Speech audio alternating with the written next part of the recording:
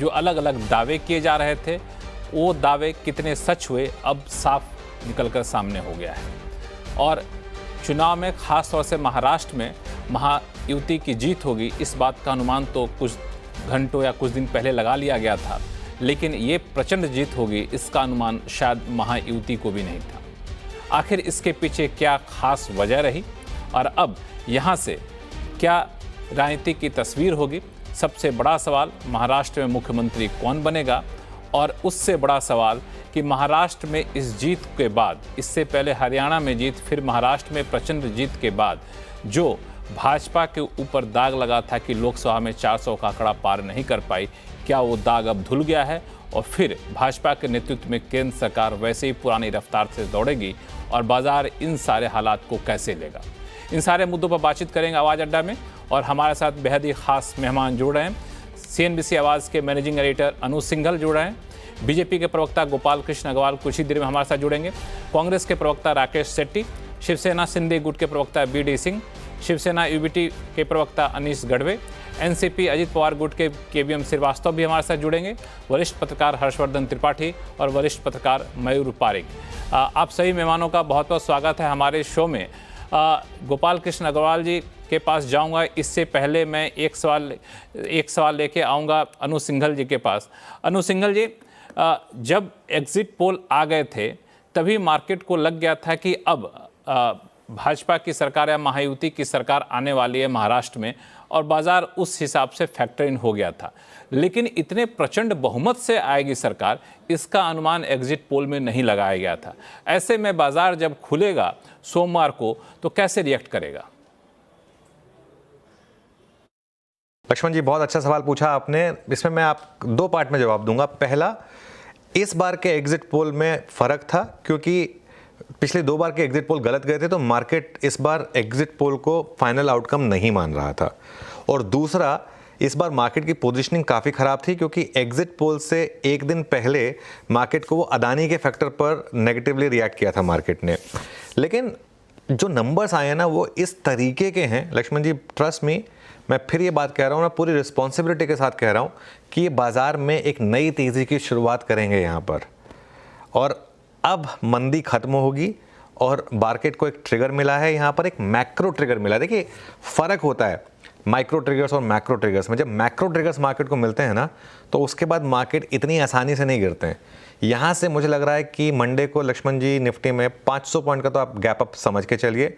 मुझे तो हैरानी नहीं होगी कि 1000 पॉइंट की भी रैली अगर हो जाए तो, और अगर हम एक बार के लिए 25,000 भी हिट कर दें तो। अब इसमें इशू यही होगा कि करें क्या, तो उसमें यही वो होगा कि अगर तो आप CNBC आवाज़ के साथ रहें तो वैसे भी व्यू तो यही था कि लॉन्ग्स में पैसा है अब मार्केट में और शॉर्ट कवर कर दीजिए। थर्सडे फ्राइडे दोनों दिन मैंने ये बात कही थी।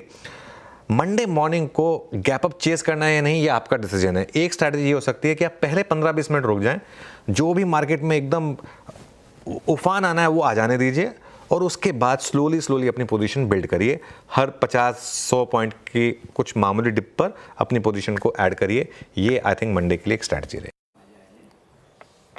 बिल्कुल यही सवाल लेके मैं गोपाल कृष्ण अग्रवाल साहब के पास जा रहा हूँ। गोपाल कृष्ण जी, महायुति की जीत होगी, ये आप लोग भी समय समय पर दावे कर रहे थे, लेकिन इतनी प्रचंड जीत होगी मुझे लगता है कि एक ही व्यक्ति ने बताया था जब हमारे शो में आवाज़ अड्डा में आए थे भाजपा के प्रवक्ता, तो उन्होंने कहा था कि 200 प्लस लेकर के हम आएंगे। अब 200 प्लस तो आ गया और 100 प्लस का 125-130 के आंकड़ों पहुंच रहा है बीजेपी।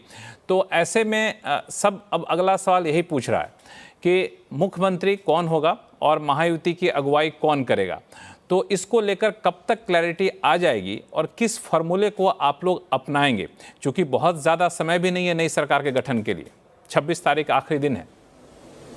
देखिए, हाँ 26 तारीख के पहले ये गठन होना है मेरे ख्याल से। आज प्रधानमंत्री जी भी केंद्रीय कार्यालय में आ रहे हैं, सभी पदाधिकारी भी आएंगे। पार्लियामेंट्री बोर्ड की बैठक आज तय हो जाएगी मेरे ख्याल से, कल या कल परसों में यह तय हो जाएगा, क्योंकि गठबंधन का धर्म हम जानते हैं और भाजपा की तरफ से केंद्रीय नेतृत्व तय करेगा पार्लियामेंट्री बोर्ड की कौन होना चाहिए, और बाकी दोनों जो हमारे घटक दल हैं उन सब के साथ सहमति करके अपने केंद्रीय नेतृत्व वाले तय करेंगे। और सभी विषयों को देखेंगे और मुझे लगता है कि वही तय कर सकते हैं। अभी स्पेकुलेट करने से कुछ बहुत ज्यादा हम रिजल्ट नहीं ले पाएंगे। ये स्पेकुलेशन इसलिए बढ़ जाता है क्योंकि जब ऐसे हालात बनते हैं तो हर गुट अलग अलग तरीके से पोस्चरिंग करता है, अलग अलग तरीके से बयान दे करके एक दबाव बनाने की कोशिश करता है। इसी बीच ये बयान आया था एकनाथ शिंदे जी का, जिन्होंने कहा कि गठबंधन में ये तय नहीं था कि जो सबसे ज़्यादा सीटें लेकर के आएगा वही मुख्यमंत्री की कमान संभालेगा। ऐसा कुछ नहीं हुआ था। तो इस बात पे बीडी सिंह साहब अड़े हुए हैं आप, और इस बात की संभावना से इनकार नहीं कर सकते कि एकनाथ शिंदे जी ही मुख्यमंत्री बने। देखिए, ये पूरा इलेक्शन जो है एकनाथ शिंदे साहब के फेस वैल्यू पे लड़ा गया था और एकनाथ शिंदे साहब ने बहुत मेहनत किया और जिस तरह से उनका 2.5 साल का सफर रहा, वो जनता से जिस तरह से कनेक्ट हुए और जो लाडली बहन योजना, टोल फ्री और लेडीज के लिए एसटी बस में जो है 50% का डिस्काउंट, तो उन्होंने जनता को काफी फायदा पहुंचाया। उससे जो है उसके रीजन से ये रिजल्ट दिख रहा है।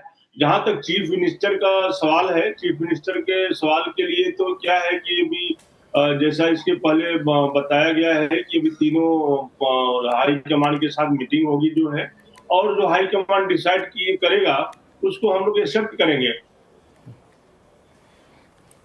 बिल्कुल, हाई कमान जो डिसाइड करेगा उसको हम एक्सेप्ट करेंगे। हर्षवर्धन त्रिपाठी जी, इन्होंने कुछ जवाब तो नहीं दिया, लेकिन नहीं जवाब देते हुए भी एक बात इन्होंने सही जोर देकर कहा कि ये चुनाव एकनाथ शिंदे जी की अगुवाई में लड़ा गया था। मैं बहुत साफ स्पष्ट सवाल आपसे पूछूंगा, क्योंकि आप स्पष्ट जवाब भी देते हैं कि इसमें 130 के आसपास सीट लाने के बाद कोई शक शुबा रह जाता है क्या कि भारतीय जनता पार्टी का मुख्यमंत्री नहीं होगा?